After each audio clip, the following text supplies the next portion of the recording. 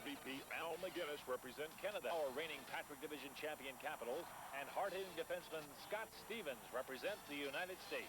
See the Caps and Flames score a goal for Glasnost when they take on the Soviets' top team in the Superpower Face-Off 2. The series begins the 14th and will be seen exclusively on Home Team Sports. Cup champion Calgary Flames and playoff MVP Al McGinnis represent Canada. Our reigning Patrick Division champion Capitals and hard-hitting defenseman Scott Stevens represent the United Caps and Flames score a goal for Glasnost when they take on the Soviets' top hockey teams in the Super Face-Off 2. The series begins September 14th and will be seen exclusively.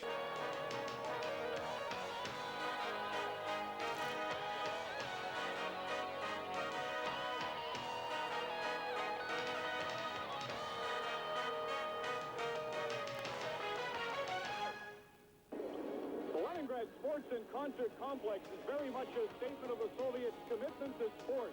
This is a mammoth facility. It's not overly fancy, but highly functional. And tonight it's Game 1 of the Friendship Tour 1989.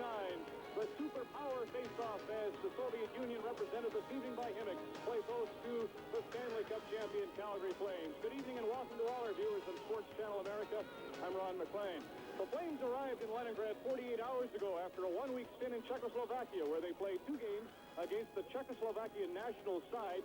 The Czechs won by scores of 4-2 and 4-1. This will be the 3rd game of the season and really the preseason for the Flames. There is much anticipation in the Soviet Union. The fact that Calgary Stanley Cup champions, coupled with Makarov and Priakin playing their first games against the homeland.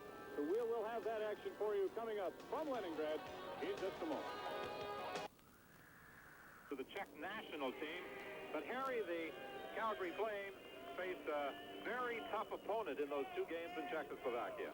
Well, the best team was the one that Calgary played in the first 2 games after only 4 practices over here in Europe, while the Czech national team had been practicing since early July. So that was an awfully tall order to think the Flames, even though they're the Stanley Cup champions, could cope with that kind of competition that early. I'm sure they would like to have turned the tour around and played the Czech team last. Something of a disadvantage coming into Leningrad as well, in that Khimik, the team playing in the Soviet National League, has already participated in 6 games. And they haven't lost. But I can tell you this, the Flames will be better prepared for this game tonight than they were for either of the Czechoslovakian games. And I think we can look for them to play much better. And I don't think the caliber of Khimik is the caliber of the Czech national team. We've got the first period coming up from Leningrad, but right now, let's go back to the studios of Sports Channel. Hi, everybody. Welcome to Sports Channel Studios, New York. I'm Lee Zeidman, along with Herb Brooks. The man who made history with that miracle on ice, a U.S. gold in the 1980 Winter Games, joins us tonight for an historic night in hockey as the Stanley Cup champion Calgary Flames become the first NHL team to face off in the Soviet Union. Calgary and the Washington Capitals on an 8-game exhibition tour of the Soviet Union. And ironically, Herb, this tour coincides with the arrival of Soviet players on NHL rosters. Well, that's true, and a lot of things are happening in our world today. The Soviets, you know, they're importing all the wheat they can get, and now they're exporting the hockey players, and we got to believe there's a lot of big money at stake. There are 9 Soviet players currently on NHL rosters, 2 of them on the roster of the defending Stanley Cup champion Calgary Flames, and tonight we'll see those Flames face off with a fitting rival. Khimik sits in sole possession of first place in the Soviet Elite League, having just posted a victory over the defending champion Central Red Army squad. So, Herb, what can we expect tonight? Well, I think we're going to see a good hockey game. We're going to see a team in Khimik that might be just a little intimidated. First of all, Calgary, defending Stanley Cup champion. They're big and they're strong, and they're going to adapt. They'll play very well in a big rink. Don't let the big rink fool you with Calgary on this thing. Also, I think we're going to see the effect on the great Sergei Makarov. He's going to be outstanding. Well, it's going to be the current #1 team in that Soviet Elite League battling the defending Stanley Cup champs, a Sports Channel exclusive. Herb and I will be here with insights and analysis between periods. Right now, let's send you to Leningrad for face-off. Hi, everybody, and welcome to the Leningrad Sports Palace. Mike Vernon in goal for the Calgary Flames, playing the first of 4 games against teams from the Soviet National League. Tonight they are playing Khimik, a team that is located in a suburb of Moscow. This game coming to you from the Leningrad Sports Palace, or as it is known by the locals, SKK. It is the Leningrad Sports and Concert Complex. This team that Mike Vernon is facing in goal for the Calgary Flames finished second last year in the Soviet National League. Many are expecting this team, Harry Neal, to be a very solid contender in this 1989-90 season. And they are one of 4 teams that will tour the National League in December and January. They start their tour in North America December the 4th in Los Angeles. And a star for many years in Soviet hockey, Makarov is out there now on the line with Neuendijk and Roberts. Neuendijk flips it in, and it's handled by Chervyakov. Flipped up along the boards, and the Soviets bring it out into the neutral zone. Toropchenkov is checked in the center ice area. Makarov on the right side to Neuendijk. It's red.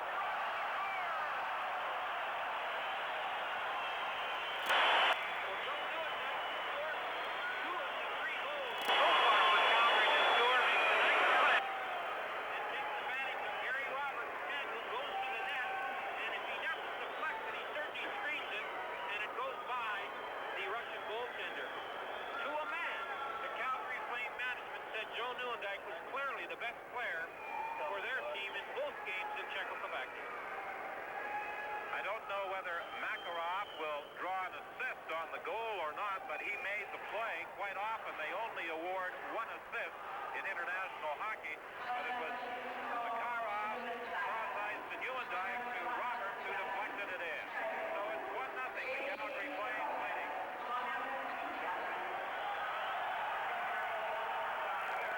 Brings it in, goes after the rebound, and it's cleared to the boards and brought out by Gilmore. Gilmore is checked in the neutral zone. Kartalnov is out there, along with Vostrikov, with Oksuda. And now it is Al McInnes for Calgary. Gilmore is playing on a line with Patterson and Priyakin, the other member of the Soviet team who has joined the Flames. He was actually the first to come over to the National Hockey League. Ken Saveran, hoping to crack this Calgary lineup on a regular basis this year, plays it around the boards to his defense partner, Al McInnes. McInnes trying to set things up, goes cross ice to Saveran. Lead pass, Herdina deflects it down into the Soviet zone. Back of the net, Yakovenko trying to move it up along the boards. Fires at the length of the ice, and this will produce an icing call as Sutter goes back to touch it. Dreading a typical night on television? Call this number instead. Who's on the line? And you can enter the Twilight Zone. On video cassette only through the CBS Video Library. Examine your first cassette risk-free for 10 days. See why this remarkable series earned 3 Emmy Awards. Witness masterful performances by some of America's favorite stars, like Jack Klugman. How come you're 10 years old again? And rediscover the genius of Twilight Zone's creator, Rod Serling. Just a prolonged nightmare in which fear, loneliness, and the unexplainable walk hand in hand through the shadows. Now it can be yours to enter whenever you like. Your first video cassette of 4 classic episodes is only $4.95. Call now to order The Twilight Zone on video cassette, only from the CBS Video Library. Credit card orders only, unless you prefer another typical night on television. We have played 144 of the opening period. Calgary leading 1-0. You fans watching this game are going to see that the Russians are not abiding by the NHL standard of curvature of their stick blades. In international hockey, they allow a much bigger curve on your stick, bigger than the half-inch the National League allows. And watching the Soviet team practice this morning, at least 2/3 of their players have a stick that would be declared illegal easily in the National League. A crowd of about 15,000 taking in the action at the Leningrad Sports Palace. Theron Fleury is out there. The puck comes back to the point to McCrimmon. He drops it behind the net to Herdina. He's taken out of the play by Mona Enkov. Picked up in the corner by Fleury. Fleury trying to set something up. He still has it. Slides it in at the side of the net. A penalty is coming up as Paul Ranheim is dumped in the corner. Fleury gets it at the side of the goal. A lot of room to maneuver on this big ice out front. And racing in from the point, the shot is blocked. Another shot, and that is deflected high into the corner. Canada still controlling. Fleury has it. On the delayed penalty call, the extra attacker, Joel Otto, got out there and managed to get a shot away. And that penalty comes at the 2:20 mark of this period. And the referee is very strict on the fact that the team that has the delayed penalty called on him must control the puck before he will blow the whistle. The goalie actually made 2 saves on that delayed penalty, and the one Russian defenseman, the puck hit him. In North America, the referees would have called that much quicker. And Calgary got 2 good chances because of the philosophy the Swedish referee has. This is an interesting power play combination that Terry Chris sends out there. A Canadian, a Czech, and a Soviet player. Makarov and Hrdina are flanking Joe Nieuwendyk. Hrdina in control, in across the line. Hrdina looking cross ice. Nieuwendyk couldn't quite reach it. Back to the point. Sutter with a shot right on. And the save is made and slipped out into the center ice area. Picked up by the Soviet. Titov. In across the line. He's checked by Makarov. Makarov has the puck. He goes back of his own net. Titov takes it away from him, tries to slip it to the point, intercepted by Nieuwendyk. Nieuwendyk coming in with Hrdina. Nieuwendyk back to Makarov, trailing to the point, draws out. McKinnon moving right in, but the net is knocked off in support. But a pretty passing play by the Calgary Flames. And Makarov gave you a little taste of how well he knows what's going on when he gets the puck. He made the drop pass from an area I'm sure that Terry Chris thought he should have shot from to the player Calgary teammate coming from behind. And of course, we all know that the Europeans, especially the Soviets, love to make one more pass. And I'm sure that's one of the adjustments that Chris and the coaching staff are going to want him to do. When he gets in the middle the way he got that puck, they're going to want him to shoot it. We have played 3:02 of this opening period. Calgary leading on a goal by Gord Roberts. That came at the 31-second mark from Nieuwendyk and Makarov. Vasilev is the head coach of the Soviet national team, or the team we're watching tonight. Fired around the boards for Hrdina. He lets it go back to Sutter. Sutter is out there with McKinnon on the point. Sutter moving in. A shot to save. Big rebound. And it slipped up along the boards out into the center ice area. The Russians acquired another penalty here, so they are now down 2 men. And the penalty was for knocking the net off the moorings on purpose. And this is a stiff spot for them to be in this early in the game behind 1-0. Slipped in by the veteran defenseman Vasalgin, as the Calgary Flames have it in their own zone, with Sutter now moving out to Makarov on the right side. He has Joel Otto out there with him. Makarov controlling, back to the line for McKinnon, over to Sutter. Sutter getting set, moving in, fakes the shot, still has it, back to McKinnon. He lets it go! Well, Don, I guarantee that there are no point men in the Soviet Union that can shoot the puck like Al McKinnon can and does. And he showed right there that he hasn't forgotten how to do that. But look where he gets that shot from. Almost the hash mark. And he doesn't even slap it, he wrists it. So Al McKinnon is taking over where he left off in the playoffs last year, as he got a nice pass from Sutter, who was also in a good shooting position, and then just blows one by the Russian goaltender, who came out to challenge the shot, and just couldn't get it. Well, for being the outstanding performer in the Stanley Cup playoffs, he went to Disneyland. This is another experience for Al McKinnon playing in the Soviet Union. I don't think he'll mistake Leningrad for Disneyland. Murzin on the left side.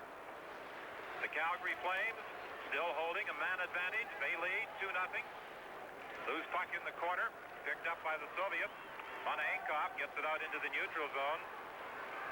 Kabartnov turns around there.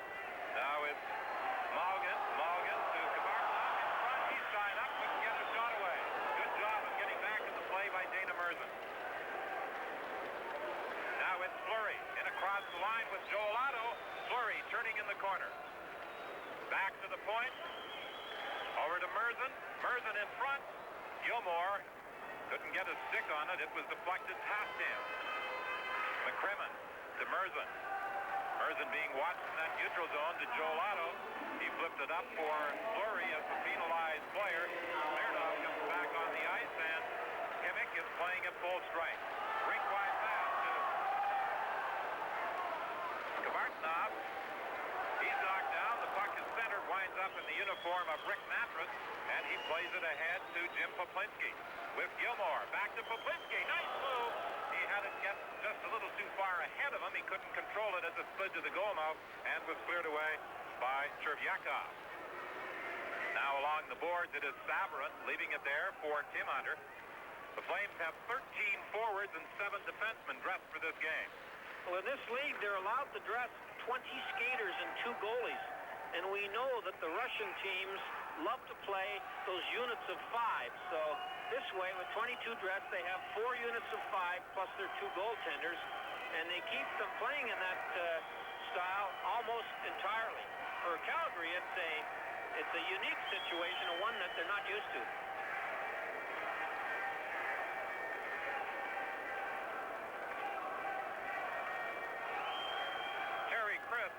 His Calgary Flames getting a bit of a jump on their National Hockey League opposition in that they will have played 3 games before any other NHL team play a preseason contest. Long shot sailed over top of the glass in behind the Calgary goal. Well, the Calgary players were saying that they were nowhere near ready to take on a team as good as the Czech national team after 4 days of practice in Europe. And really, they all think that it would have been better for them to play the Russian part of this tour first and end up playing the national team. As in Russia here, they only play club teams and not the all-star team that the Czech national team was. And they thought they did very well against them, and the management did too, even though they lost 4-1 and 4-2. Yakovenko for Khimik, flips it up into the center ice area for Yashin.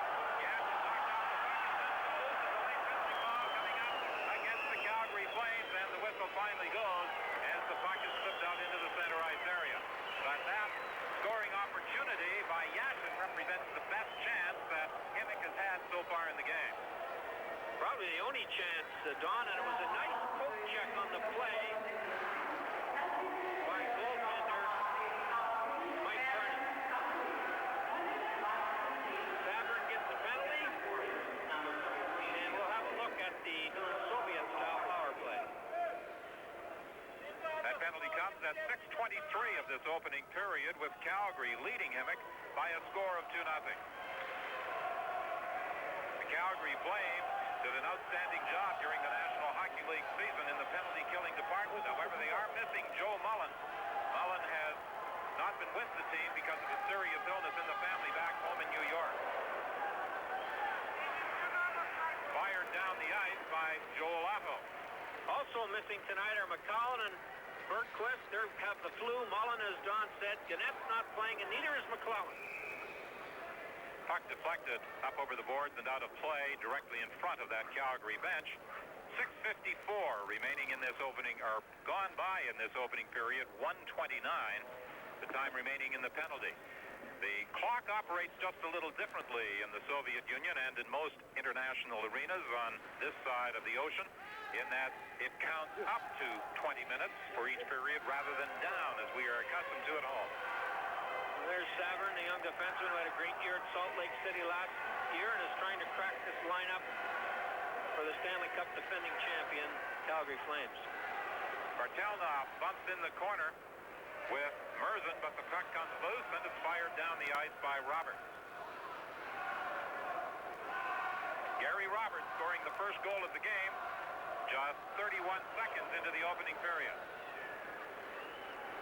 Bartelnov circling in his own zone, being watched by Roberts. Bartelnov drops it back for Yakovenko. He flips it up on the left side. Knocked away from Voskresensk, and the Calgary Flames dump it down the ice again. I'm sure that the Khimik players, after a period of playing against Calgary, will say that this is the biggest team we have ever played against, and we know that Calgary also has people in the National League saying the same thing about their size. Ranheim grabs that loose puck and fires it in off the glass. Gilmore in forechecking for the Flames. Ranheim in as well. Yakovenko having problems with Ranheim in the corner. Ranheim, a 68-goal scorer last season for Salt Lake.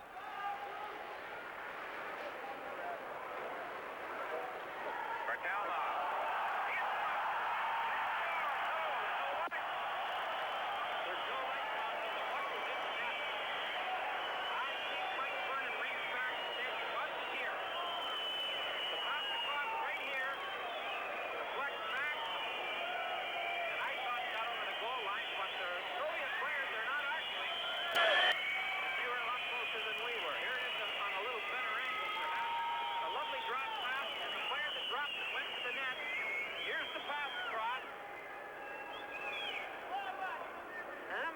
didn't get in. Anyway, it's not going to count. And Mike Vernon looked behind like he thought it might have been in as well. Berdashevsky with that opportunity, just 3 seconds left of the penalty. A long shot from the point by Mona Inkov, steered to the corner and fired down the ice as the penalized player Saveran comes out of the box. Thrakno stopped at the line by Merzen. Merzen tried to flip it up in the wing, broken up by the Soviets. Thrakno racing into the corner after him. Loose puck back to the goal. Johansson battling with him for the puck. It comes to the line. Mona Inkov with a shot. Right side over the net. He had initially just in that puck as he took it on the net protector, but he was able to dive on that loose puck as it fell to the ice in front of him. There's the shot of the Calgary bench. Tom Watt with head coach Terry Kurtz. Here's some action in front of the goal. And although this is called the Friendship Series, these players involved here for the first time tonight are a little unfriendly. Our broadcast location here is pretty good by NHL standards. Don, we're about 30 feet above the ice surface between the center line and the red line. And this rink holds 25,000 for non-hockey events, as 12 of the 14,000 seats tonight are on our side of the rink. So when you see a small stand on the other side, the bench side, don't be misled by it. There's a large one on our side. Those are all portable stands on the other side. The puck in the corner, Zalapukin. Rink line pass, doesn't get through with Patterson, one of the top defensive forwards in the NHL. Got a stick on it. He breaks it up again, knocking it away from Smirnov. Smirnov got it across to his defensive partner, Selyanin. Now it is Zalapukin. He has Titov with him. Titov in the corner. Tried to get it back to the line to Selyanin. Now Zalapukin circles back to the net. Zalapukin for the Soviets. Looking to the line to Selyanin. Selyanin with the screen shot. That's deflected high by Patterson over the glass and out of play.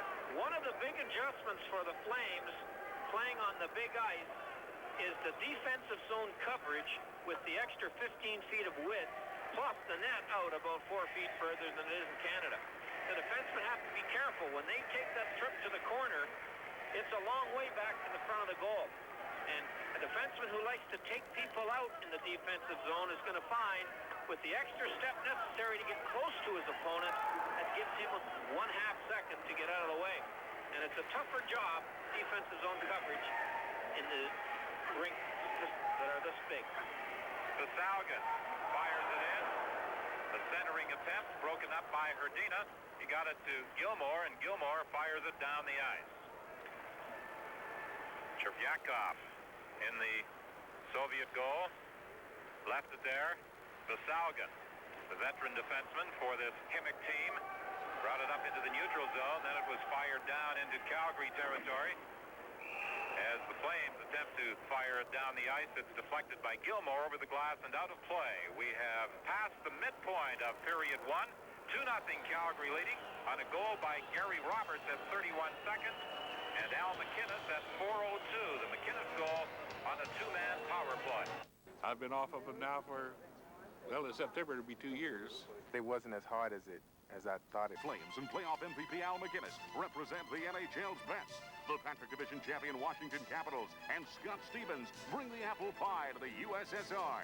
The NHL is in the Soviet Union for the first time ever, and Sports Channel is your only ticket to the game.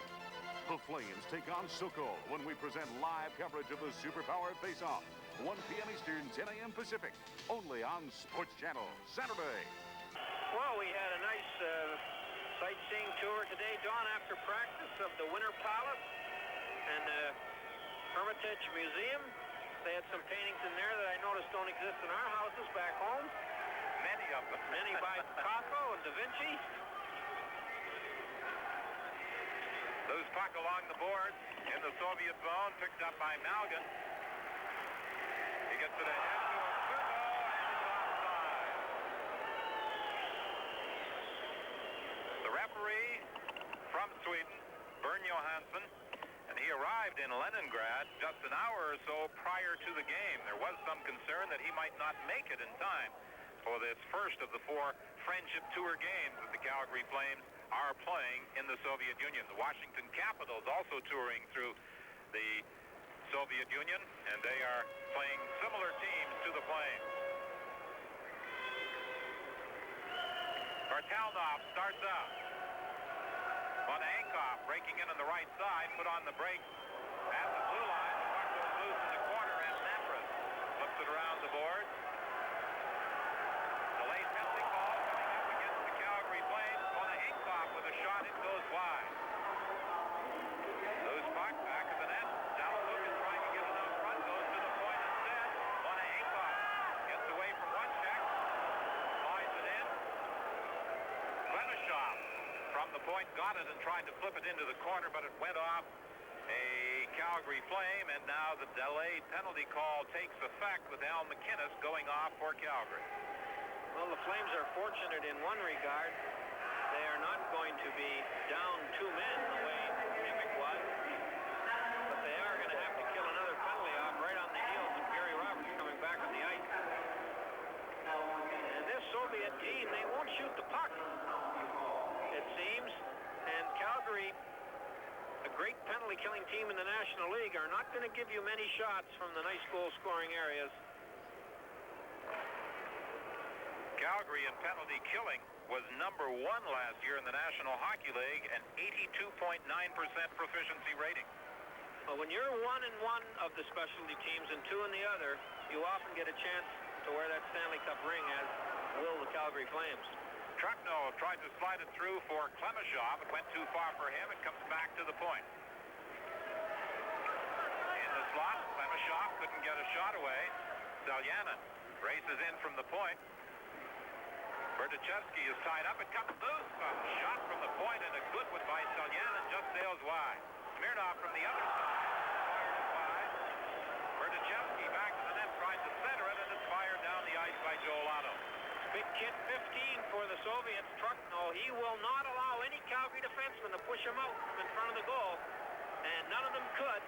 And so the Soviets have the screenshot set up every time they can get it to the point. Trying to jam it in from close range. Berdichevsky was knocked off the puck as he cut in front of goaltender Mike Vernon. Another penalty coming up against the Calgary Flames, so they will be short 2 men for 47 seconds. Young Saveran elbowed or punched Yashin and will draw the penalty, and there's still 47 seconds left on Al MacInnis' penalty. So now Khimik gets a chance to operate with a fair length of time, 2 men up. And there are the 2 penalized players in the penalty box, and the Flames will now be forced. The 3 Flame skaters will be forced to try and be 5 places. And we all know 3 can't be 5 places, can they? 12:19 is the time remaining in this opening period. 2-0. The Flames lead it, and goals by Gary Roberts and Al MacInnis. From the face-off, the draw comes back to Natras. Joel Otto picking up where he left off last National Hockey League season, winning that draw in his own zone. Zalapukin, 21-year-old forward, in across the line. Titov goes to the front of the net. Plays it back to the point instead to Yakovenko. Yakovenko gets it over to Zalapukin. Shot right on, and Vernon makes the save. Well, Vernon was very sharp to cover up the puck because there were 3 Khimik players converging on the net after the shot, but Mike Vernon got his hand on it before they got their sticks on it. 20 seconds remaining in the 2-man advantage for Khimik. 20 seconds in the penalty to Al MacInnis, still 1:33 in the penalty to Ken Saveran.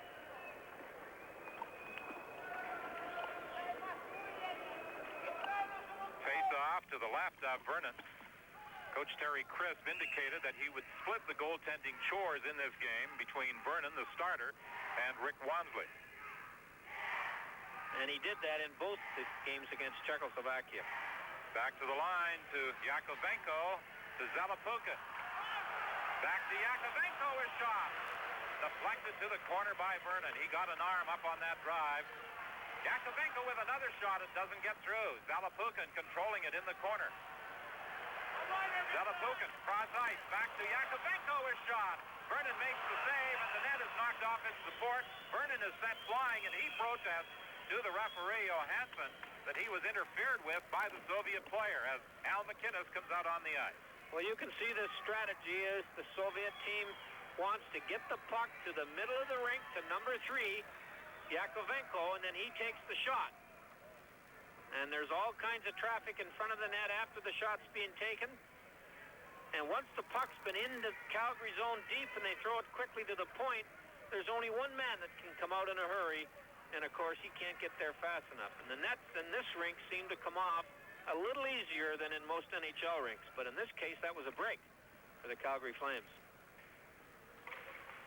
From the face-off, Titov keeps it in. And now as it comes to the line, the Soviet player, Monaenkov, brought it in offside. They are playing under IHF rules, and one of the major differences in international hockey as compared to what we see in the National Hockey League, there is no delayed offside. And there are no coincidental penalties. So if two guys get a penalty, they serve it, and you play a man short each. And when that happens on a rink this size and you're not used to playing it, and the way the Soviet players can skate, it's another disadvantage that the Flames have to put up with simply because they haven't played enough on rinks this big. Flames continue their good penalty killing. Gary Roberts gains control, flips it the length of the ice. Merzin is going back after it. He's being chased by Malgin. He chops it up along the boards, and McCrimmon pushes the puck out into the center ice area before it's deflected up over the boards out of play. With 30 seconds remaining in the penalty to Saveran, we've played 13:49 of this first period. Well, if you're a Flame fan, it's nice to see this fellow, Gary Suter, back in the lineup after having an awful time last year at the end of the season with injuries and not being able to take part in that Stanley Cup win. And there's McCrimmon getting a laugh from Terry Crisp. I don't see Crisp laughing that much during the season, so maybe the friendship games mean something to Terry. Fired in by Selyanin.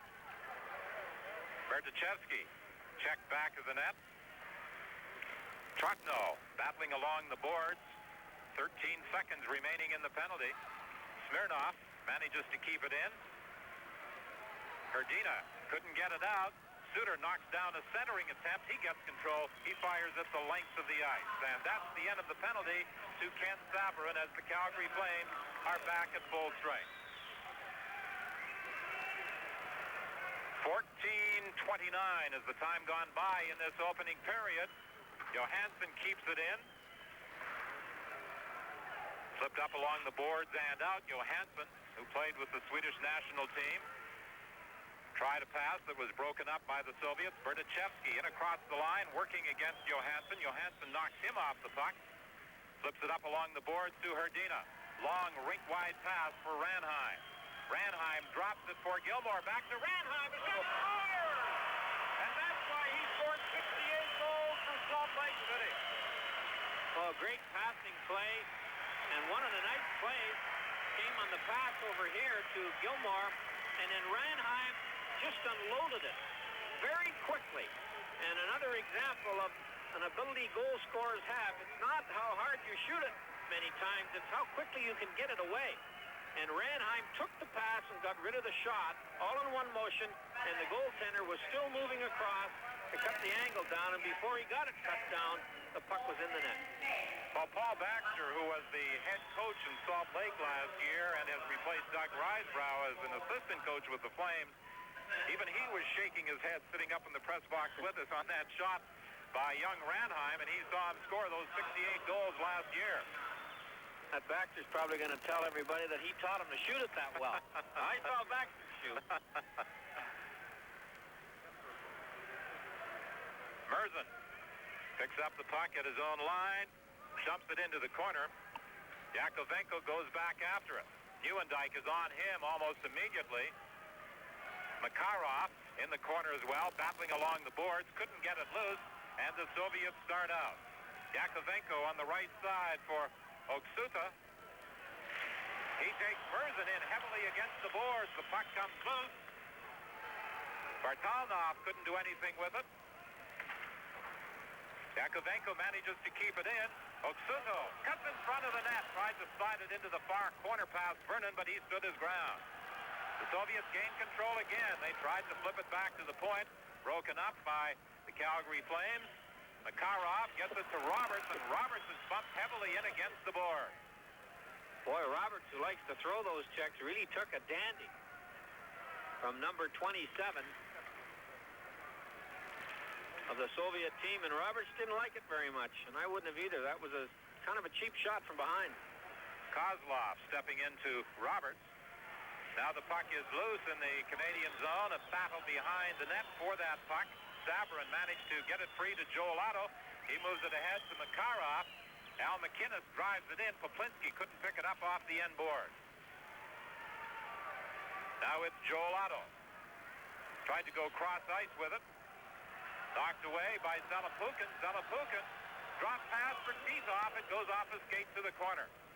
Otto bumps into the Soviet player in the corner. McInnes plays it around on the boards for Poplinski. Poplinski got it out to the neutral area. 3-0. The Calgary Flames leading Khimik. We have played 17:05 of the opening period. Gary Roberts, Al McInnes, and Paul Ranheim, the goal scorers for the Flames. A few words on business and change. The Journal's a daily, and that gives you a real competitive advantage. It's very tough out there, but it's also very exciting. We want to be the best ally that you've got. Today's Wall Street Journal. Faster, tougher, smarter. Call 800-841-0300 for this special Journal offer. 12 weeks for just $29.75 with a money-back guarantee. 12 weeks, $29.75. Call 800-841-0300 now for the Wall Street Journal.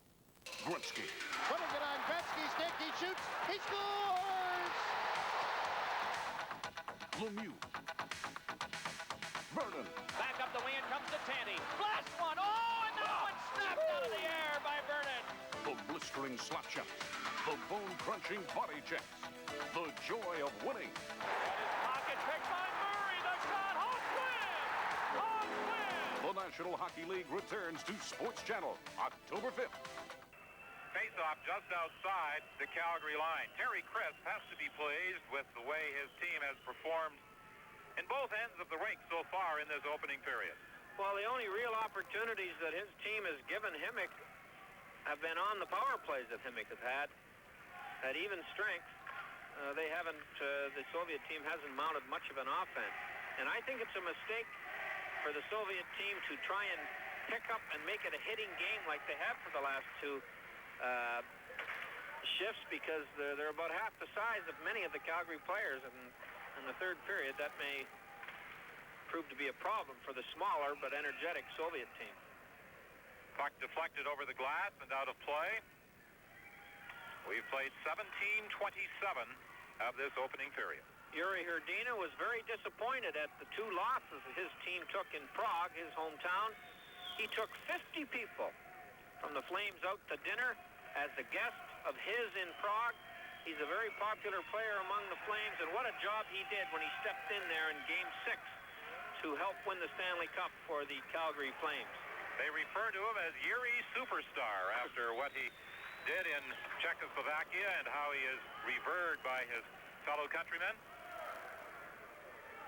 Well, he's smart. Taking those guys out for dinner, that'll get him a little mileage in the friendship department, won't it? And they say the restaurant was terrific and the meal was superb. Now he's going to suggest that they reciprocate back in North America.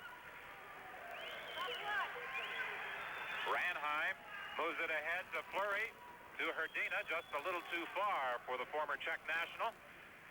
He still manages to get it, looked out in front, but the Flames were making a change.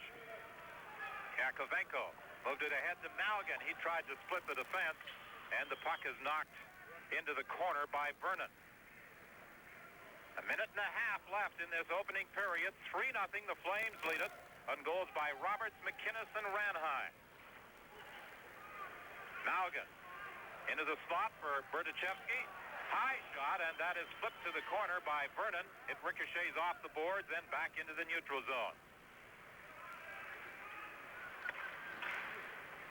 Basalgin gets it ahead to Vostrikov. Return pass to Basalgin. Basalgin dumps it in. Got away from Suter. Loose puck along the boards. Now it's fired down the ice by the Flames as we move into the final minute of this opening period. Calgary in front by a score of 3-0. Yashkin for Basalgin. On the right side, off the stick of Klemashov. He couldn't do anything with it. Now, Berdashevsky got it. He was checked. And the Flames move it into the neutral area. Can't do anything with it. Here's another opportunity for the Soviets. They are guilty of a drop pass that I think the Calgary Flames had prepared for. Well, the Soviet teams, or all European teams for that matter, really like the drop pass. And it can be effective. Poplinski runs into a check in center ice from Mona Enkov, but that barely knocked the big Calgary captain off stride. Just 8 seconds remaining in the period. Truckno with a long shot high off the glass behind Vernon, and that will run out the opening period here at the Leningrad Sports Palace with Calgary in front 3-0 on goals by Gary Roberts, Al McInnes, and Paul Ranheim.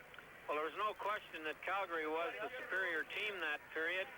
As I said earlier, the only time they got in any trouble as far as chances against were concerned was when they were down a man, and even then, the Soviet team elected to pass more often than shoot.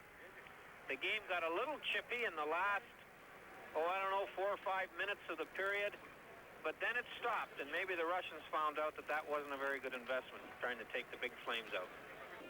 That's the end of the first period with the Calgary Flames leading Khimik 3-0.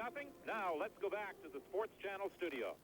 Welcome back to Sports Channel Studios, New York. I'm Lee Zeidman along with Herb Brooks. Herb, Calgary leading Khimik 3-0 after 1 period. Well, as I said, I thought Calgary was going to intimidate this hockey club. There's 40 minutes left. Let's wait and see. I think the Soviets are going to come back. Well, we're going to take a look at some highlights from that first period. Our exclusive coverage of Superpower Face-Off 2 continues after this.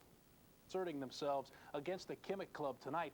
And it's interesting to me that we're seeing the Soviet star Sergei Makarov making an impact right off the bat, Herb. We talk about the impact he's going to make, and it didn't take long. Third shift on the ice. He makes a great pass to Nieuwendyk to set up this first goal. And Nieuwendyk, as adept he is with the puck, he sees Gary Roberts going hard for that. And this is something that the Soviets had a hard time with all night long. A Calgary player going to net. Roberts just redirects a great pass by Nieuwendyk to get him on the board. 31 seconds, all started by Makarov. And here he is again on a power play. You talk about the vision the great athletes have. A la Lemieux, a la Gretzky. Here's Makarov. How he saw the trailer there, I don't know, to set up a great opportunity to set the net one off the ice. So those who wondered how Sergei Makarov was going to fit in with the Flames are finding out in a hurry. But, you know, Calgary, with an aging veteran like Makarov, has got experience. But, boy, we're seeing another super rookie for that Calgary club tonight, too. Well, that's right. And they're talking about Paul Ranheim. They feel that this rookie, Lee, should make the hockey club. He's up from Salt Lake City, out of the University of Wisconsin. Big, strong, can skate and shoot and score. He had 68 last year. The question they have, can he score in the big leagues? I think so. I think this kid, you know, should make this hockey club. Well, Paul Ranheim, Sergei Makarov, and the defending Stanley Cup champions have got a big edge right now over that Khimik squad. 3-0, the lead after 1 period of play. But you know that the #1 team in the Soviet Elite League is not going to sit by quietly and let the NHL walk all over them. We're going to send you to a commercial break and then back to Leningrad for period 2. Superpower Face-Off 2, an exclusive on Sports Channel.